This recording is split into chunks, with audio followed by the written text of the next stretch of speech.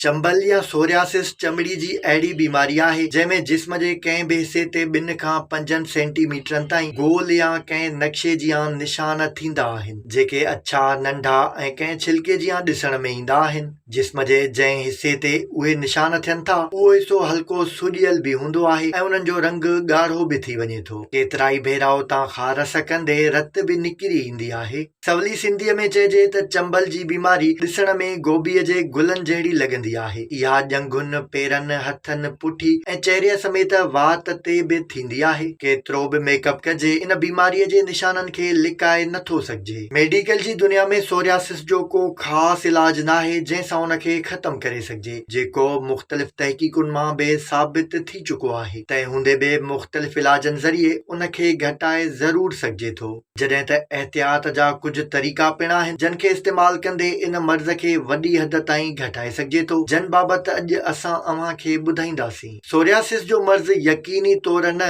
पर ज़ाहिरी तौर ते कंहिं बि जरासीम तोड़े कमज़ोर मुदाफ़ियती निज़ाम जे करे थिए थो। छो त जॾहिं जिस्म जो मुदाफ़ियती निज़ाम सही न हूंदो त उन जा असर चमड़ीअ ते पवंदा आहिनि ऐं हज़ारें क़िस्म जा वायरल मर्ज़ थी वेंदा आहिनि। उन करे सोरियासिस में मुब्तला मरीज़नि खे पंहिंजी सफ़ाई सुथराई जो ख़्यालु रखणु घुरिजे ऐं मुदाफ़ियती निज़ाम खे कमज़ोर थियण खां बचायो वञे। साए पननि वारियुनि सब्जियुनि खे सही नमूने साफ़ करे खाइण सां बि चंबल जे मर्ज़ ते ज़ाब्तो आणे सघिजे थो, छो त सब्जियूं उन्हनि एंज़ाइम्स जो ख़ात्मो कंदियूं आहिनि जेके सोरियासिस जो सबबु बणिबा आहिनि। इन मर्ज़ में मुब्तला माण्हुनि खे घुरिजे त जिस्म खे हल्के गरम पाणीअ सां साफ़ करे पाणीअ में थोरे मिक़दार में को बि वेजिटेबल ऑयल मिलाए जिस्म जे मुतासिर हिसे ते इस्तेमाल कनि ऐं थोरी देरि खां पोइ ॿीहर हल्के गरम पाणीअ सां साफ़ कयो वञे। इन सां गॾु जवनि जे अटे में थोरो पाणी मिलाए उन जी पेस्ट ठाहे ॾींहं में कहिड़े बि वक़्तु मुतासिर हिसे ते लॻाइजे त इन तरीक़े सां बि सोरियासिस ते ज़ाब्तो आणे सघिजे थो।